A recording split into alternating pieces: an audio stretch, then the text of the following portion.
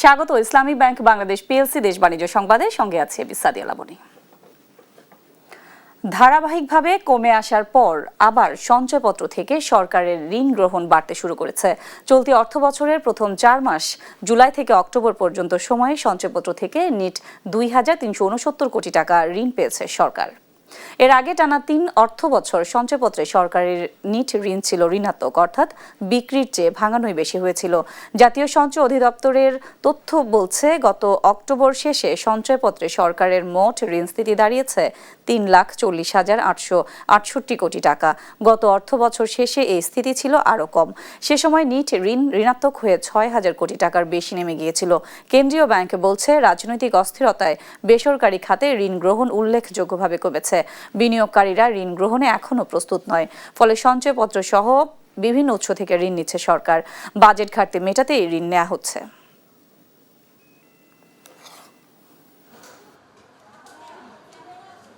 বাজেটের যে ঘাটতি হয়, বাজেটের যে ঘাটতিটা মেটানোর মাধ্যমই তো এটা ব্যাংকিং সেক্টর থেকে ঋণ নেওয়া এবং সরাসরি জনগণের কাছ থেকে ঋণ নেওয়া থ্রু সঞ্চয়পত্র, বা এখন তো আপনি জানেন যে ট্রেজারি বন্ড বিলের মাধ্যমে প্রাতিষ্ঠানিক এবং ব্যক্তি পর্যায়েও থেকেও ঋণ গ্রহণের সুযোগ সরকার উন্মুক্ত করেছে এবং সরকার চাচ্ছেও তাই যে তাদের পোর্টফোলিওটা ডাইভার্সিফাইড হোক।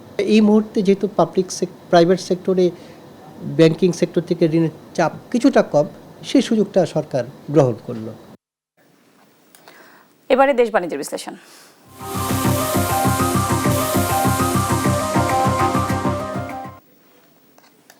চলতি বছরের আগস্ট থেকে নভেম্বর এই 4 মাসে ধারাবাহিকভাবে কমেছে রপ্তানি আয়।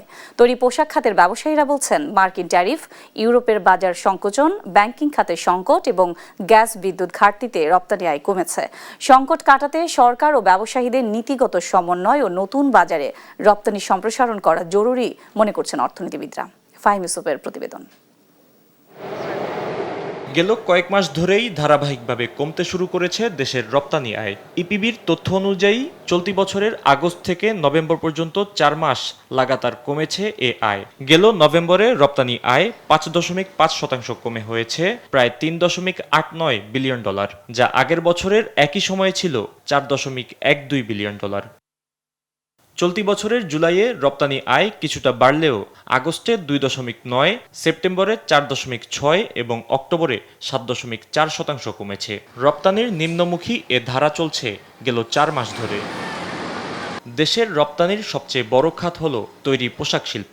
এ খাতে নভেম্বরেও রপ্তানি হয়েছে প্রায় $3.1 বিলিয়ন, যা গেল বছরের একই সময়ের তুলনায় প্রায় 5% কম।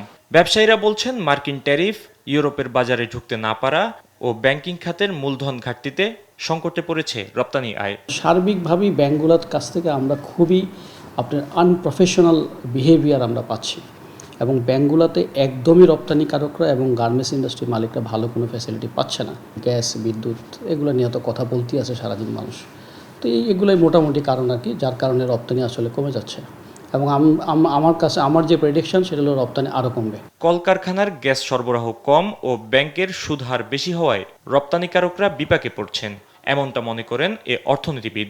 জানান, দ্রুত বর্তমান সংকট মোকাবেলায় প্রয়োজন ব্যবসায়ীদের সঙ্গে সরকারের ধারাবাহিক নীতি নির্ধারণী আলোচনা। ইউটিলিটি প্রাইস এটা অনেক হাই, মানে বিশেষ করে যে গ্যাসের যে দাম সেটা কিন্তু এই যে ভারত বা অন্যান্য আমাদের যারা প্রতিযোগী দেশ তাদের তুলনায় বেশি। খুব দ্রুত আসলে এই বাণিজ্য উপদেষ্টায়, বাণিজ্য সচিব বা অন্যান্য যারা এক্সপোর্ট উইংয়ের যারা আছেন তাদের উচিত হবে হলো এটা স্টেক হোল্ডার ডায়ালগ করা এবং সেখানে এই যারা এক্সপোর্টার তাদের নিয়ে বসতে হবে। দীর্ঘমেয়াদী রপ্তানি স্থিতিশীলতায় প্রয়োজন ইউরোপ, লাতিন আমেরিকা ও মধ্যপ্রাচ্যে বাজার সম্প্রসারণ। পাশাপাশি বাংলাদেশ দূতাবাসে বাণিজ্যিক শাখা শক্তিশালী করার আহ্বান জানান এ অর্থনীতিবিদ। ফাহিম ইউসুফ, দেশ টিভি, ঢাকা। চলতি অর্থবছরের নভেম্বর মাসে বাংলাদেশের মোট পণ্য রপ্তানি আয় দাঁড়িয়েছে প্রায় $389 কোটি, যা গেল বছরের একই সময়ের তুলনায় 5.54% কম। এ নিয়ে টানা 4 মাস ধরে রপ্তানি আয় কমছে, এমন চিত্র উঠে এসেছে রপ্তানি উন্নয়ন ব্যুরো ইপিবির সবশেষ প্রতিবেদনে। প্রধান রপ্তানি খাত তৈরি পোশাক থেকে 5 মাসে আয় হয়েছে $16.13 বিলিয়ন। নভেম্বরে আয় কমেছে প্রায় 5%। তবে ইউরোপীয় বাজারে কিছুটা মন্দা থাকলেও যুক্তরাষ্ট্র ও যুক্তরাজ্যের বাজারে প্রবৃদ্ধি অব্যাহত অব্যাহত রয়েছে। তবে চলতি অর্থ বছরের প্রথম 5 মাসে এ খাতে সামগ্রিকভাবে সামান্য প্রবৃদ্ধি হয়েছে। অর্থ বছরের প্রথমার্ধে চামড়া ও চামড়াজাত পণ্য রপ্তানি বৃদ্ধি পেয়েছে 34%। যদিও এ সময় কমেছে চামড়াজাত জুতার রপ্তানি, কৃষি প্রক্রিয়াজাত পণ্য, পাট ও পাটজাত পণ্য, হোম টেক্সটাইল এবং প্রকৌশলী পণ্য খাতে রপ্তানি আয় কমেছে উল্লেখযোগ্য হারে। বিপরীতে চামড়া ও চামড়াজাত পণ্য খাতে কিছুটা ইতিবাচক প্রবৃদ্ধি লক্ষ্য করা গেছে।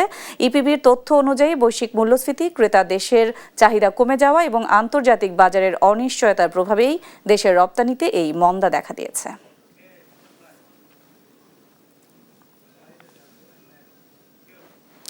দর্শক, রপ্তানি পরিস্থিতি নিয়ে বিস্তারিত আলোচনায় আমাদের সাথে যুক্ত হচ্ছেন বিজিএমই এর সিনিয়র সহসভাপতি এনামুল হক খান। আপনাকে স্বাগত দেশ বাণিজ্যে। জি ধন্যবাদ দেশ টিভিকে। জি, আমরা আসলে প্রতিবেদনেই দেখছিলাম ধারাবাহিকভাবে রপ্তানি কমে যাওয়ার বেশ কিছু কারণ, বিশেষ করে মার্কিন ট্যারিফ, ইউরোপীয় বাজারে সংকট, জ্বালানি সংকট। আসলে আপনার বিশ্লেষণে আমরা জানতে চাই ধারাবাহিকভাবে রপ্তানিতে কেন পিছিয়ে যাচ্ছে বাংলাদেশ? জি ধন্যবাদ। আমার মনে হয় যে প্রথমে যদি আমি আমেরিকার বাজারটা ধরি, আমেরিকার যদি ট্যারিফের কারণে আমেরিকাতে কিন্তু 20% ঢালাও ট্যারিফ, এটা হচ্ছে পুরো পৃথিবীর সব দেশের জন্য 20%। তার মানে যে কোনো পণ্য আমেরিকায় ঢুকবে মিনিমাম 20% তার উপরে, যেমন বাংলাদেশ 20% প্লাস 15, 35%। তার মানে একটা জিনিস যেটা বাংলাদেশ থেকে যাবে সেটা 35% ট্যারিফের সম্মুখীন হচ্ছে। তাহলে প্রতিটা আইটেম যেটা যাচ্ছে সেটা কোনোটা 10, কোনোটা 20, কোনোটা 15, যেমন ভারতে আছে 50, 20 প্লাস 50, তারপরে চায়নায় আছে 37।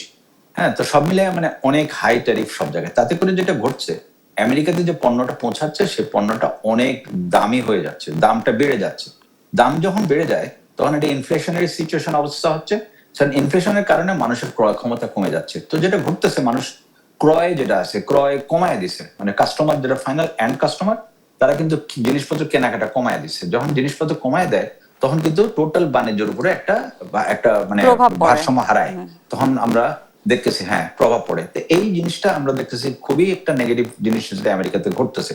এখন আমরা ইন্ডিয়া থেকে ভালো একটা অ্যাডভান্টেজ আসছে, আমরা চায়না থেকে ভালো একটা অ্যাডভান্টেজ আসছে, বাট আমেরিকাতে কিন্তু কেনাকাটাই কমে গেছে। তো টোটাল যে এক্সপোর্ট টু আমেরিকা সেটা কিন্তু রিডাকশন হয়ে গেছে, কমে গেছে অ্যাজ এ হোল। যেটা আমরা অ্যাডভান্টেজ ভাবছিলাম সেই অ্যাডভান্টেজের উল্টোটা হয়ে ইনফ্লেশনারি কারণে আমেরিকার এটা শুধু আমাদের না, ভিয়েতনাম, ক্যাম্বোডিয়া, জি সব দেশে কিন্তু আমাদের ওই সবার এক্সপোর্ট টু ইউএসএ কিন্তু কমে গেছে। এখন আমি ট্যারিফ বাদ দিয়ে আমি যদি ইউরোপে আসি, ইউরোপ হচ্ছে আমাদের বিগেস্ট বাজার, ইউরোপিয়ান ইউনিয়ন একটা সিঙ্গেল বাজার হিসেবে সবচেয়ে বড় বাজার হচ্ছে ইউরোপিয়ান ইউনিয়ন। এখন ইউরোপিয়ান ইউনিয়নে কি ঘটতেছে, এখানে ঘটতেছে এবার আরেকটা নতুন ঘটনা, সেটা হচ্ছে ইন্ডিয়া এন্ড চায়না। তারা কিন্তু তাদের টোটাল শক্তি তারা ইউরোপিয়ান ইউনিয়ন এখানে দিল, কারণ তারা আমেরিকা ঢুকতে পারছে না বিকজ ট্যারিফের কারণে। এখন তারা যখন এখানে আসছে তারা কিন্তু খুবই ডাম্পিং প্রাইস যেটা বলে, একদম কম প্রাইসে তারা ঢুকে যাচ্ছে মার্কেটে। এবং আমাদের যে শেয়ার ছিল, আমাদের শেয়ারের উপরে তারা ভাগ বসায় তারা কিন্তু অনেকটা অর্ডার কিন্তু সরায় নিচ্ছে। আমরা কেন আসলে পারছি না ওখানে? Again the same thing happening with ওই যে আমাদের এত তো প্রাইস আমরা কমাইতে পারবো না, যেটা ইন্ডিয়া যখন করতেছে, বিকজ ওরা ডেসপারেট। একটা মানুষ যখন ডেসপারেট হয় তখন কিন্তু তার ইভেন কস্ট প্রাইসের থেকে সে নিচে নেমে যাচ্ছে, নিচে নেমে সে কিন্তু অফার করতেছে আমাদের থেকে অর্ডারটা ছিনায় নেওয়ার জন্য। সেটা তারা সাকসেসফুল এবং they have done it very successfully. এবং এরপরে আসতেছে চায়নাও একই কাজ করতেছে, কারণ তারা ইউএসএ ঢুকতে পারতেছে না। তখন তারা তাদের পূর্ণ শক্তি নিয়ে তারা ইউরোপিয়ান ইউনিয়নে তাদের প্রাইস অফার করতেছে। আমরা কিন্তু আরেকটাও দেখছি যে আমরা কিন্তু খেরে যাচ্ছি। জি, এখন কিন্তু কটন জাতীয় পোশাকের বাইরেও আন্তর্জাতিক বাজারে কিন্তু এখন নতুন ট্রেড নন কটন বা ম্যানমেড সিনথেটিক জাতীয় পোশাক। আমরা যতটুকু জানি যে এই ক্ষেত্রেও বাংলাদেশ অনেকটা পিছিয়ে আছে। এর কারণ কি আসলে, আর এটা বাড়াতে কি করতে হবে? আচ্ছা, নন কটন যেটা ম্যানমেড ফাইবার যেটা আমরা বলি, ম্যানমেড ফাইবারে আমরা পিছিয়ে আছি। এবং পুরো পৃথিবীতে যে বাণিজ্য হচ্ছে তার 75% হচ্ছে ম্যানমেড ফাইবার আর 25% হচ্ছে কটন। আমরা বাংলাদেশে আমাদের 70% হচ্ছে আমাদের কটনে ব্যবসা করি। তাহলে আমরা কটনে ব্যবসা করলে আমরা পৃথিবীর যে মেইন ধারা হচ্ছে ম্যানমেড ফাইবার, ওই ধারা থেকে আমরা বেরোয় যাচ্ছি এবং আমরা কিন্তু ছোট্ট একটা সেগমেন্ট নিয়ে থাকি। সেই কারণে কিন্তু আমরা মূল বাজার থেকে আমরা কিন্তু বাইরে। তা আমাদের যদি ওই মূল বাজারটা পেতে হয় তাহলে আমাদের অ্যাগ্রেসিভলি আমরা ম্যানমেড ফাইবারে যেতে হবে। এখন ম্যানমেড ফাইবারে কোথায় হচ্ছে? ম্যানমেড ফাইবার হচ্ছে ইন্ডিয়াতে, চায়নাতে, কোরিয়াতে, কোরিয়া এন্ড তাইওয়ান, এসব জায়গায় হচ্ছে ম্যানমেড ফাইবার তৈরি হচ্ছে। তা আমরা তাদের কাছে যেতে হবে, প্রযুক্তিটা শিখতে হবে এবং আমরা গ্র্যাজুয়ালি, এখন আমরা ইম্পোর্ট করব, গ্র্যাজুয়ালি কিন্তু আমাদের প্রোডাকশনটা বাংলাদেশে আনতে হবে। তখনই কিন্তু আমাদের মূল বাজারের উপরে আমাদের সত্যিকারের সেটা হচ্ছে না কেন তাহলে? আমাদের প্রভাব থাকবে ওখানে। এখন এটা হিউজ ইনভেস্টমেন্ট প্রয়োজন, প্রচুর ইনভেস্টমেন্ট প্রয়োজন, এবং আমরা কিন্তু সহজ যে বাজার সেটা হচ্ছে কটন, সহজ বাজারেই আমরা কমফোর্টেবল। এখন ইনভেস্টমেন্টে যেতে হচ্ছে গভর্নমেন্ট থেকে এবং প্রায় ব্যাংক থেকে ভালো একটা যদি আমাদের সাপোর্ট দেয়, পলিসি সাপোর্ট দেয়, লোন নিয়ে আমাদের উদ্যোক্তারা এখানে ওই ম্যানমেড ফাইবারের ফ্যাক্টরিগুলো করতে হবে, তাহলেই আমরা একমাত্র ম্যানমেড ফাইবার বিজনেসে ঢুকতে পারবো। এখন কিন্তু আমরা ইম্পোর্ট করে ঢুকতে পারবো, এখন কিন্তু প্রচুর ইম্পোর্ট হচ্ছে, আমরাও কিন্তু ম্যানমেড ফাইবারে কাজ করি। তখন আমরা কি করি, আমরা কাপড়টাই নিয়ে আসছি বাইরে থেকে, এর অনেক সময়ের ব্যাপার, আমরা কিন্তু প্রতিযোগিতায় পিছিয়ে যাচ্ছি, বাট তারপরেও কিন্তু আমরা ম্যানমেড ফাইবারের মার্কেটে ঢুকছি, সেটা হচ্ছে ইম্পর্টেন্ট। আমরা সবাই কিন্তু ম্যানমেড ফাইবারে ঢুকবো প্রথমে, তারপরে আমরা গ্র্যাজুয়ালি প্রোডাকশনটা বাংলাদেশে শিফট হবে এবং তখন আমাদের প্রভাবটা আরো বেশি হবে। যে আপনার কথাতেই যদি আমি দেখি যে আমরা ম্যানমেড ফাইবারের ক্ষেত্রে পিছিয়ে আছি, আমরা কটনেই আছি এখন পর্যন্ত, এবং ওই ইউরোপের বাজারের দামের কথা বলেন বা যে কোনো কারণে আমরা কিন্তু অনেকটা পিছিয়ে আছি। এই অবস্থা থেকে আসলেও কি আমাদের পোশাক রপ্তানিতে দ্বিতীয় যে অবস্থান বিষয়, এটা কি ধরে রাখা সম্ভব? একটু কঠিন। ভিয়েতনাম আমাদের থেকে অনেক এগিয়ে যাচ্ছে প্রত্যেকটা জায়গায়, তারা কিন্তু আমাদেরকে ভালো একটা ফাইট দিচ্ছে ভিয়েতনাম। তারপরে কিন্তু ভিয়েতনামের একটা ক্যাপাসিটি আছে, তারা কিন্তু আমাদের মতো এত অর্গানাইজ না, আমরা কিন্তু অনেক বড় একটা সেক্টর, আমাদের ফোকাস হচ্ছে মেইনলি গার্মেন্টস, কিন্তু ভিয়েতনামের কিন্তু ফোকাস আরো অনেক, ইলেকট্রনিক্স থেকে আরো অনেক কিছু তাদের ফোকাস আছে। তারপরেও কিন্তু গার্মেন্টসে তারা আমাদের খুবই ক্লোজ, আমরা সেকেন্ড মার্কেটে যে ওয়ার্ল্ডের যে মার্কেট আছে সেখানে আমরা সেকেন্ড পজিশনটা খুব মার্জিনালি ধরে রাখছি, আমাদের ভিয়েতনাম কিন্তু আমাদেরকে প্রায় ধরে ফেলছে। তো সেই জায়গায় ভিয়েতনামে ডেফিনেটলি তারা এগিয়ে যাচ্ছে, তারা আমেরিকাতেও ইউরোপে আমেরিকাতে প্রতিটা জায়গায় আমাদের সাথে ভালো একটা ফাইট দিচ্ছে। তো আমরা যদি এই বাজারটাকে যদি ধরতে পারি তাহলে আমি মনে করি যে আমরা ভিয়েতনামকে আমরা আবার পিছিয়ে আর একটুখানি আমরা অ্যাডভান্টেজ নিতে পারবো যদি আমরা ম্যানমেড ফাইবারের বাজারটা ধরতে পারি। এমনিতে তো নানান ধরনের সংকট রপ্তানি খাতে, সেই সাথে এখন নতুন করে যুক্ত হচ্ছে এলডিসি গ্রাজুয়েশন। পোশাক খাতের জন্য এই নতুন চ্যালেঞ্জ হয়ে দাঁড়াতে পারে, এটা আসলে আপনারা কতটা প্রস্তুত, এবং আপনাদের যে দাবি ছিল সরকারের কাছে সেটা সরকার কি মেনে নিয়েছে?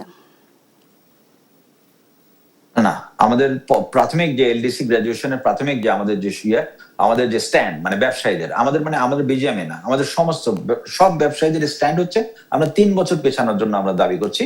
আমরা মনে করি যে আমরা এখনো রেডি না, বিকজ লাস্ট যে আমাদের 15-16 বছর যে সরকার ছিল সেখানে যে ডেটাস গুলো আমরা ব্যবহার করতাম সেই ডেটাস গুলো ছিল ইনফ্লেটেড, এবং সেই ডাটা ভুল ডাটার কারণে আমরা কিন্তু মনে করছিলাম যে আমরা রেডি, আসলে কিন্তু আমরা রেডি না। আমাদের আরো 3 বছর সময় লাগবে। আমরা চাচ্ছি, ব্যবসায়ী মহল চাচ্ছে যে 3টা বছর আমাদের এক্সটেনশন দরকার, কারণ বর্তমান যে যুদ্ধ অবস্থা যাচ্ছে এতে আমরা খুব খারাপ একটা অবস্থানে আছি। বাংলাদেশে এলডিসি গ্রাজুয়েশনের কারণে সব ধরনের বেনিফিটস গুলো কমিয়ে দেওয়া হয়েছে, এবং যেটা কিন্তু আসলে 2029 সাল পর্যন্ত কিন্তু এটা কিন্তু রাখতে পারতো, এদের বেনিফিট গুলো আমাদেরকে যে ইনসেন্টিভ দেওয়া হচ্ছে এই প্যাকেজটা অলরেডি কমিয়ে দেওয়া হয়েছে। তাহলে আমরা কিন্তু প্রতিযোগিতার যে সক্ষমতা, সেই সক্ষমতা আমরা হারাচ্ছি। আমরা যদি প্রতিযোগিতার সক্ষমতা হারাই তাহলে কিন্তু 29 সালের নভেম্বরে যখন আমরা সত্যিকার ভাবে আমাদের 14-18% যখন ট্যারিফ যুক্ত হবে ইউরোপে, যেটা আমরা এখন ডিউটি ফ্রি বা ট্যারিফ ফ্রি আমরা এনজয় করছি, তখন কিন্তু আমরা সত্যি আমরা হোঁচট খাবো, মারাত্মকভাবে হোঁচট খাবো। এবং আমরা মনে করি আমাদের সক্ষমতা অর্জনের জন্য 3টি বছর আমাদের প্রয়োজন, এবং এটা একদমই আমি শেষ প্রশ্নে চলে এসেছি। জি, ছোট করে একটু বলবেন আন্তর্জাতিক বাজারে বাংলাদেশের অবস্থান ধরে রাখা ও রপ্তানি বাড়াতে আপনার পরামর্শটা আমরা একদম ছোট করে শুনতে চাই।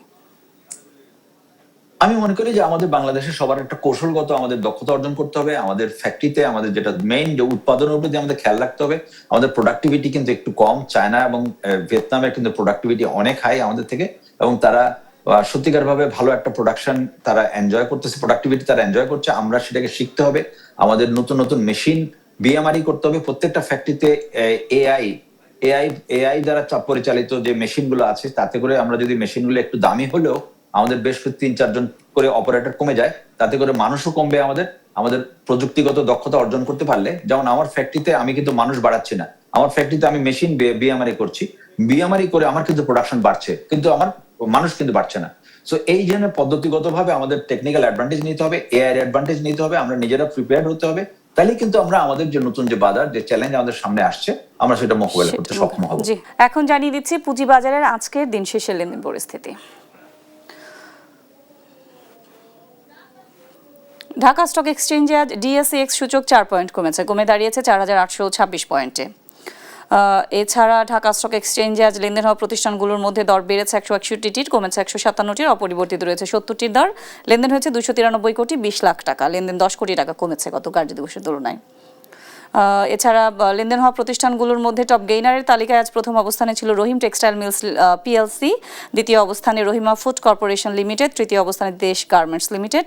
এছাড়া টপ লুজারের তালিকা যদি আমরা দেখি, সেক্ষেত্রে টপ লুজারের তালিকায় আজ প্রথম অবস্থানে ছিল ফ্যামিলি টেক্স বিডি লিমিটেড, দ্বিতীয় অবস্থানে মেট্রো স্পিনিং মিলস লিমিটেড, তৃতীয় অবস্থানে বে লিজিং অ্যান্ড ইনভেস্টমেন্ট।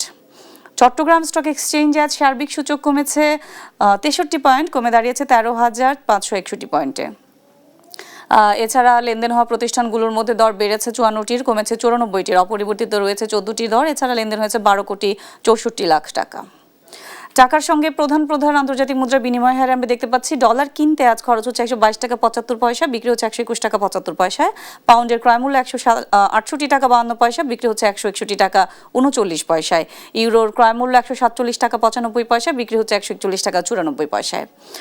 এছাড়া জাপানি ইয়েন কিনতে আজ খরচ হচ্ছে 82 পয়সা এবং বিক্রি হচ্ছে 73 পয়সায়। সৌদি রিয়েলের ক্রয় মূল্য 33 টাকা 12 পয়সা, বিক্রি হচ্ছে 32 টাকা 35 পয়সায়। মালয়েশিয়ান রিঙ্গিত কিনতে খরচ হচ্ছে 30 টাকা 59 পয়সা, বিক্রি হচ্ছে 29 টাকা 69 পয়সায়।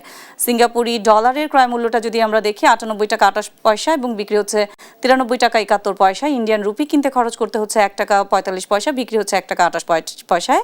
চাইনিজ ইয়েনের ক্রয় মূল্য 19 টাকা 23 পয়সা, বিক্রি হচ্ছে 17 টাকা 24 পয়সায়।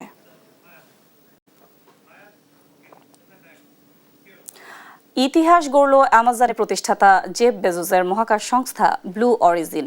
প্রথমবারের মতো হুইল চেয়ার সহ মহাকাশে পাঠানো হলো শারীরিক প্রতিবন্ধী জার্মান প্রকৌশলী মিখায়েলা বেনথাউসকে। 5 সঙ্গী নিয়ে অতিক্রম করেন মহাকাশের কারমান রেখা। উদ্দেশ্য মেরুদণ্ডে আঘাত সম্পর্কিত গবেষণার জন্য উইংস ফর লাইফ সংস্থার তহবিল সংগ্রহ করা। জয়া সরকারের প্রতিবেদন। ক্যালেন্ডারের পাতায় তারিখটা 20 ডিসেম্বর 2025। মহাকাশের বুকে নতুন মাইলফলক গড়ল মার্কিন উদ্যোক্তা জেফ বেজোসের মহাকাশ সংস্থা ব্লু অরিজিন। প্রথমবারের মতো হুইলচেয়ার সহ মহাকাশে পাঠানো হলো শারীরিক প্রতিবন্ধী জার্মান মহাকাশ প্রকৌশলী মিখায়েলা বেনথাউসকে। শনিবার স্থানীয় সময় সকাল 9:16 তিনি নিউ শেপার্ড রকেটে যাত্রা করেন, অতিক্রম করেন আন্তর্জাতিকভাবে মহাকাশের সীমা হিসেবে স্বীকৃত কারমান রেখা। যাত্রাটিতে তার সঙ্গী ছিলেন জয়ী হাইড, হ্যান্স কনিক্সম্যান, নীল মিঞ্চ, অ্যাডোনিস পুরৌলিস ও জেসন স্টেনসেল। অনেক সময় স্বপ্ন সত্যি হওয়ার সম্ভাবনা কম থাকে, কিন্তু কখনো হাল ছাড়া উচিত না। আমি আজ নিজেকে খুব ভাগ্যবান মনে করছি। 2018 সালে মাউন্টেন বাইকিংয়ে আঘাত পান মিখায়েলা। এরপর থেকে অ্যাক্সেসিবল স্পেস ট্রাভেলের পৃষ্ঠপোষকতা করছেন তিনি। অভিযানটির নাম রাখা হয়েছে NS-37, যা ব্লু অরিজিনের 16তম suborbital space tourism launch. টেক্সাসের ভ্যান হর্ন থেকে যাত্রা শুরু করা ক্যাপসুলটি যাত্রা শেষে পশ্চিম টেক্সাসের মরুভূমিতে অবতরণ করে। যাত্রাটি প্রায় 10 মিনিট স্থায়ী হয়। পুরো যাত্রায় মিখায়েলাকে সহায়তা করেন তার বন্ধু ও স্পেস এক্সের প্রাক্তন নির্বাহী হ্যান্স কনিক্সম্যান। মিখায়েলার সাহসিকতার প্রশংসা করেন নাসার পরবর্তী অ্যাডমিনিস্ট্রেটর জ্যারেড জ্যাকম্যান। মেরুদণ্ডে আঘাত সম্পর্কিত গবেষণার জন্য উইংস ফর লাইফ সংস্থার তহবিল সংগ্রহে মহাকাশ যাত্রার অংশ হন ইতিহাস সৃষ্টিকারী এ নভোচারী। জয়া সরকার, নিউজ ডেস্ক, দেশ টিভি। এবারে চাকরির খবর। নিয়োগ দিচ্ছে পপুলার ফার্মাসিউটিক্যালস। প্রতিষ্ঠানটি ইন্টারন্যাশনাল মার্কেটিং বিভাগ প্রোডাক্ট এক্সিকিউটিভ পদে জনবল নিয়োগের জন্য এই বিজ্ঞপ্তি দিয়েছে। 21 ডিসেম্বর থেকে আবেদন নেওয়া শুরু হয়েছে। আবেদন করা যাবে আগামী 31 ডিসেম্বর পর্যন্ত। আগ্রহী প্রার্থীরা অনলাইনে আবেদন করতে পারবেন।